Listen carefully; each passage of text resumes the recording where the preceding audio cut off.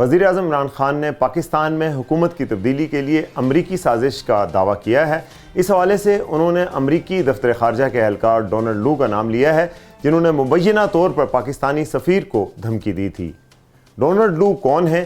آج ہم آپ کو ان کے بارے میں بتائیں گے۔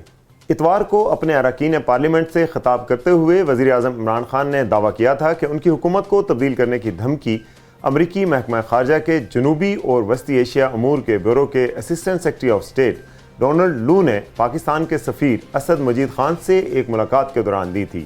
وزیر اعظم عمران خان کے مطابق سابق پاکستانی سفیر کو کہا گیا تھا کہ عمران خان کے خلاف تحریک عدم اعتماد ناکام ہونے کی صورت میں پاکستان کو سخت صورتحال کا سامنا کرنا پڑ سکتا ہے۔ امریکی محکمہ خارجہ وزیر اعظم عمران خان کے اس دعوے کی تردید کر چکا ہے۔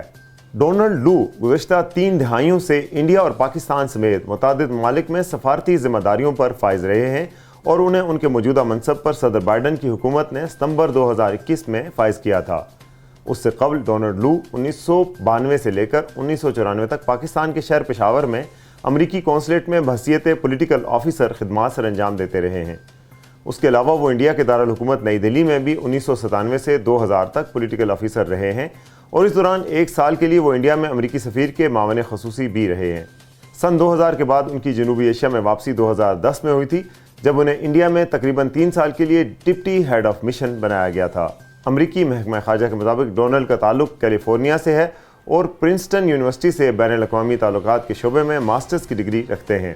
انہیں دنیا کی کئی زبانوں پر عبور حاصل ہے، جن میں اردو، ہندی، افریقن، آذربائیجانی اور جارجین زبانیں شامل ہیں۔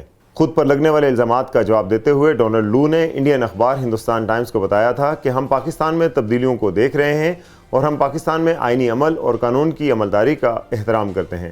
یہاں یہ بات قابل ذکر ہے کہ وزیر اعظم عمران خان کئی مرتبہ یہ کہہ چکے ہیں کہ ڈونلڈ لو اور سابق سفیر اسد مجید کے درمیان ملاقات 7 مارچ کو ہوئی تھی اور اسی ملاقات میں وزیر اعظم عمران خان کی حکومت کو دھمکی دی گئی تھی۔ سابق سفیر اسد مجید کے ٹویٹر اکاؤنٹ سے پتہ چلتا ہے کہ 7 مارچ کے بعد بھی ان کا ڈونلڈ لو سے رابطہ رہا ہے۔ 16 مارچ کو اسد مجید خان نے اپنی ایک ٹویٹ میں ڈونلڈ لو اور کانگریس ویمن جیکسن لی کو پاکستانی سفارت خانے میں خواتین کے حوالے سے ہونے والی ایک تقریب میں شرکت کرنے پر ان کا شکریہ ادا کیا تھا۔